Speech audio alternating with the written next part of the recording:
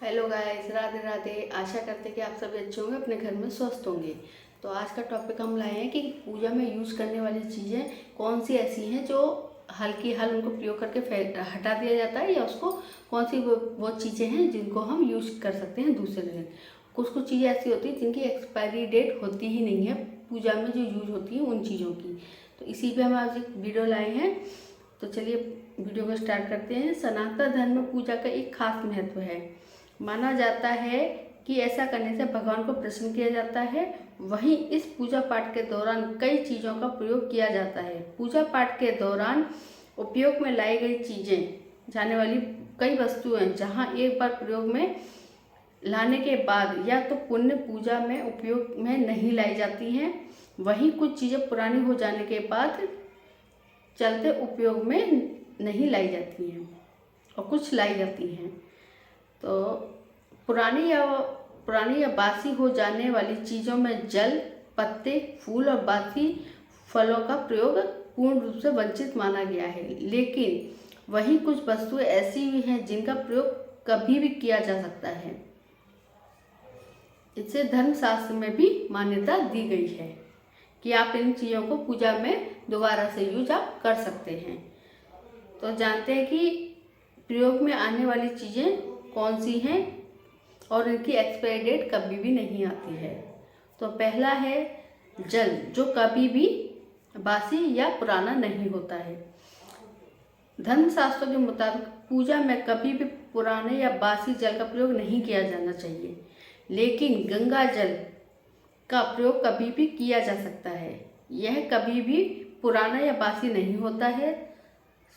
स्कंद पुराणों में भी इस बात का उल्लेख है कि इसके अलावा वायु पुराण के अनुसार भी जल भले ही सालों पुराना हो, लेकिन वह कभी भी खराब नहीं होता है।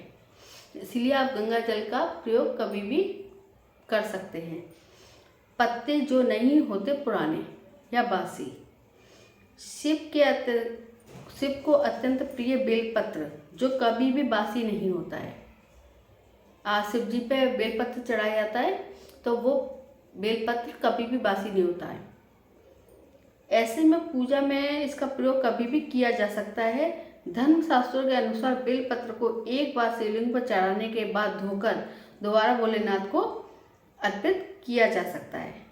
मंदिरों और घरों में शिवजी को चढ़े हुए बेलपत्र का प्रयोग औषधि रूप में किया जाता है। इसका प्रयोग आप जैसे कि हमारे आसपास कोई फूल वाले की दुकान नहीं होती है, तो आप वहाँ से कहीं से भी बेलपत्र लाएं तो आप उसको अपने घर में बार बार धो के उसको यूज कर सकते हैं शिवलिंग के ऊपर। तो ये बेलपत्र का पत्ता जो होता है वो कभी भी पुराना नहीं होता है। तीसरा है, ये पत्ते भी कभी नहीं होते हैं पुराने। अब कौन से पत्ते हैं जो पुराने नहीं होते हैं? धर्मशास्त्रों के अनुसार बेलपत्र और गंगाजल की ही तरह तुलसी के पत्ते को भी कभी बासी नहीं होता। जो तुलसी का पत्ता है वो भी कभी बासी नहीं होता है। पूजा के लिए अगर तुलसी के नए पत्ते ना मिले तो आप पुराने पत्ते को धोकर तुलसी जी के पत्तों को आप चढ़ा सकते हैं। लेकिन जब आप इसे मंदिर से उतारें और सीधे बहते हुए जल में प्रभावित कर दें। अगर आपको नए पत्ते मिल गए हैं तो आप जो पुराने पत्ते हैं उनको इधर उधर ना फेंकें, उनको आप जल में प्रभावित कर सकते हैं, या फिर आप गमले की मिट्टी में भी उनको डाल सकते हैं। परंतु यदि ऐसा कोई साधन ना हो तो आप इसे किसी गमले या क्यारी में भी डाल सकते हैं। लेकिन ध्यान रखें कि जहाँ भी आप तुलसी का पत्ता डाल रहे हैं वह बिल्कुल साफ होना चाहिए, वहाँ आसपास गंदगी नहीं होनी चाहिए। इस चीज़ का आपको ध्यान रखना। और तुलसी जी का पत्ता जो होता है वो आपको 11 दिन बिल्कुल पवित्र माना जाता है, मतलब शुद्ध माना जाता है। उसको आप 11 दिन यूज कर सकते हैं और 11 दिन के बाद आपको या तो क्यारी या गमले में डाल सकते हैं या फिर जल में प्रभावित कर सकते हैं।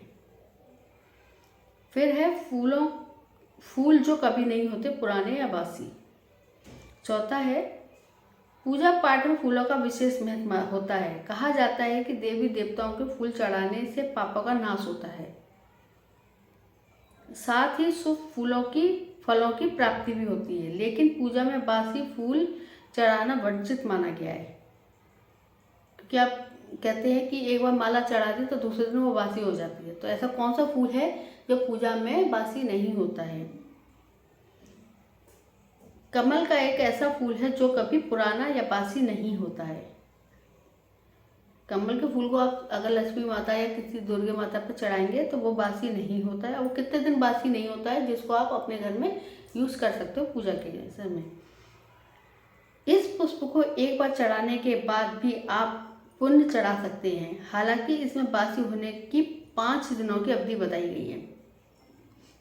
जो फूल होता है उसको आप 5 दिन अपने मंदिर में देवी माता पे या लक्ष्मी जी पे चढ़ा सकते हैं। यानी कि एक बार प्रयोग करने के बाद इसे 5 दिनों तक नियमित रूप से धोकर पूजा में प्रयोग कर सकते हैं। पर आप जब फूल चढ़ाएं या कोई भी चीज़ चढ़ाएं, पत्ता या कोई भी चीज़, तो उसको आप धो लें पहले, अगर आप उसको दूसरे दिन यूज़ कर रहे हैं